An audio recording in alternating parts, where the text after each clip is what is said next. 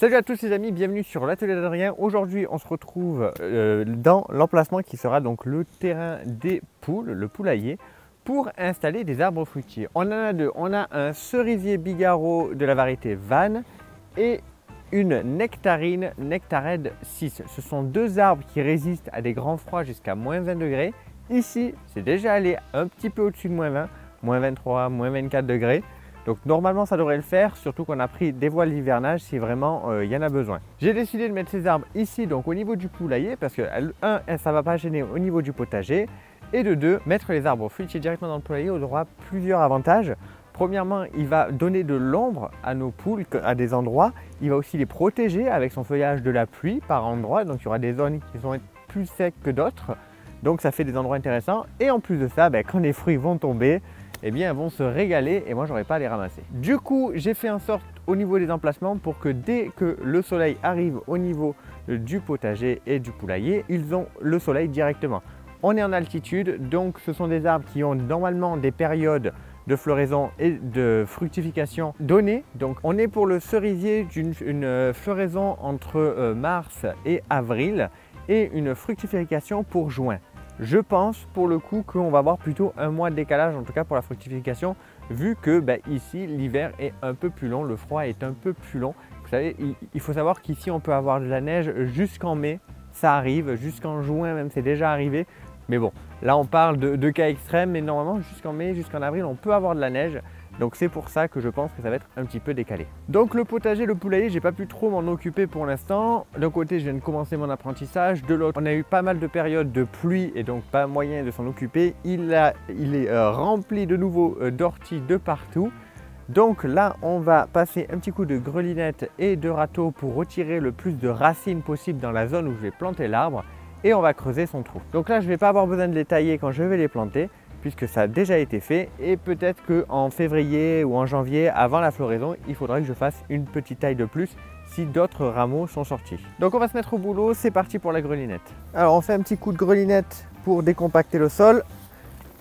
C'est assez facile, comme je vous l'ai dit, j'ai eu pas mal de pluie ces derniers temps. Je fais ça plus grand que l'emplacement du trou, parce que je vais évidemment en retirer aussi autour de l'arbre. Une fois que l'arbre sera installé, je ne pourrai pas creuser comme ça autour de lui pour me débarrasser de toutes ces orties. Donc maintenant que c'est greliné, je passe un coup de râteau. Dans un premier temps, les plus grosses racines, on y va à la main et on essaie de tout retirer. Et dites-vous que ça, je vais devoir le faire pour tout le terrain parce que j'ai des orties de partout. Vous pouvez voir que j'ai quand même la chance d'avoir une terre vivante avec des vers de terre, de la vie dans mon sol, et ça c'est l'idéal. Donc là j'ai désherbé une bonne partie, il faudrait que je fasse encore plus grand, mais je ferai hors vidéo après avoir planté tout ça. Là on va se concentrer du coup à creuser notre trou pour y planter notre arbre. Donc il faut savoir que là notre cerisier est sur un greffon qui vient de Savoie. Quoi, je ne sais pas, pour le coup le vendeur n'a pas su me le dire. Donc malheureusement je ne saurais pas sur quel greffon c'est, mais en tout cas ce qui est important c'est de laisser le greffon au-dessus de la terre, parce que sinon notre cerisier va faire ses propres racines et c'est pas ce qu'on veut.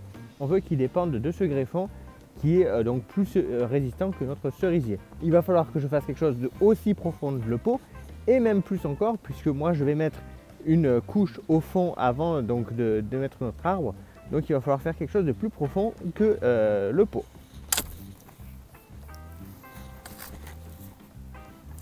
Hop, quand il y a des grosses pierres comme ça, on les retire. Donc là on a bien quelque chose de plus profond que mon pot. Il va falloir décompacter le fond pour faciliter tout simplement les racines à prendre place.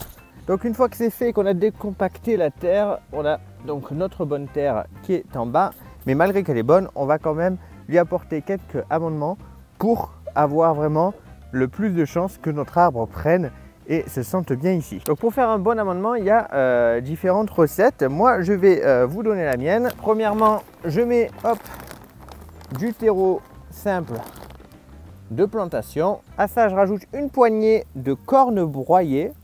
Donc la corne broyée, corne d'animaux, c'est naturel.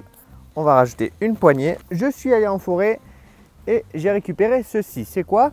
C'est tout simplement du bois mort, complètement mort, que j'ai récupéré dans la forêt et c'est du bois qui a déjà du mycélium, donc qui va favoriser au niveau donc de notre arbre la connexion avec le mycélium, et normalement ils vont fonctionner en symbiose en s'apportant chacun des minéraux etc. qu'ils vont avoir besoin. Donc on en a une bonne dose, hop, on va en garder pour plus tard. Et là on mixe le tout, on mixe le terreau, on mixe la bonne terre, on mixe le bois pourri. Donc vous prenez bien du bois pourri et non pas du bois sec, c'est vraiment important hein, si vous voulez apporter tout ce qui est mycélium etc. à votre terre pour vos arbres. Alors vous pouvez voir que là il y avait déjà du mycélium qui se formait sur tous les copeaux de bois qui ont été mis. Donc la plupart je les ai jetés, mais ceux-là comme il y a du mycélium, je vais les garder. Et étant donné qu'il ne faut pas mettre les racines directement sur votre mélange, vous remettez un peu de terre. Donc on va dépoter hop, notre petit arbre et on va casser donc ce que vous voyez là au fond, le chignon qui est fait par les racines. On va le casser. On veut que les racines, voilà, elles aillent ensuite se balader dans la terre. Là, faire attention aux racines un peu plus grosses. Alors si vous achetez des arbres à racines nues, il faut faire un mélange avec de la terre et de l'eau et faire tremper les racines dedans. Là, c'est pas mon cas, donc j'ai pas besoin de le faire. Je continue de casser un peu tout ça autour.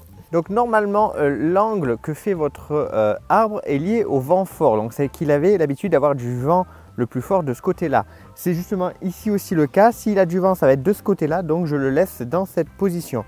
C'est aussi à ce moment-là qu'on va y installer un autre bois que vous allez planter donc à côté et qui va servir de tuteur à votre arbre si vous voulez être sûr qu'il pousse droit. Donc il va falloir l'enfoncer et ensuite on pourra le fixer à notre arbre pour que celui-ci reste droit. On va y faire tomber un petit peu la terre d'origine en tassant bien autour du piquet. Mais on ne veut pas qu'il bouge hein. Donc à ce stade là c'est pas terminé, on remet un petit peu notre bois mort au dessus, donc il va, comme je vous l'ai dit, favoriser le mycélium. On a mis beaucoup de bois mort, donc beaucoup de matière carbonée. On a mis de la corne qui apporte de l'azote. Mais là, moi, j'ai la chance d'avoir beaucoup d'orties autour de moi et donc je vais les utiliser. Donc, je vais placer un petit nid d'orties directement au sol qui va donc se décomposer, être mangé par tous les petits organismes vivants et donc rapporter évidemment de l'azote à mon sol. Et enfin, je recouvre le tout de ma terre. Donc là, je tasse bien quand même autour pour être sûr que mon greffon ne soit pas dans la terre. De toute façon, on va avoir le bois qui va se décomposer et donc le niveau devrait légèrement descendre. Donc là, malgré qu'il y a plu, comme je vous l'ai dit, depuis un moment, que la terre est bien humide, je vais arroser abondamment pour faire descendre le plus la terre, bien la tasser, pour que, évidemment, notre arbre soit bien en place.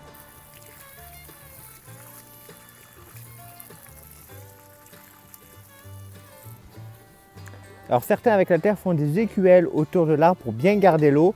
Honnêtement, vu comme ma terre est humide et comme la terre est humide dans la région, j'ai pas besoin de faire ça pour mon arbre. Voilà pour notre cerisier, il est installé. Pour le fixer à son tuteur, il va falloir utiliser une vieille chambre à air ou des élastiques. En tout cas, pas quelque chose qui va serrer votre tronc d'arbre, puisque celui-ci va grandir. Et si vous mettez quelque chose comme de la corde qui va le serrer, ça va le compresser et c'est pas ce qu'on veut.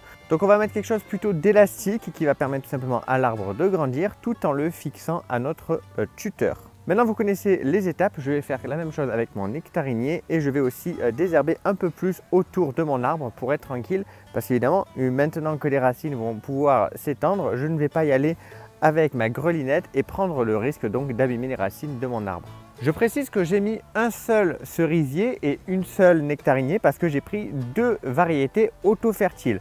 Faites attention à ça, si vous achetez des arbres qui ne sont pas auto-fertiles, il va falloir mettre deux variétés différentes pour que vous puissiez avoir des fruits. Donc voilà les amis pour cette vidéo sur la plantation d'arbres fruitiers dans mon potager et là donc dans mon poulailler. J'espère qu'elle vous aura plu. N'hésitez pas, si vous le souhaitez me soutenir, vous pouvez dans la description sur Tipeee. D'ailleurs merci aux gens qui l'ont déjà fait. Je vous dis à très vite. Bye bye tout le monde.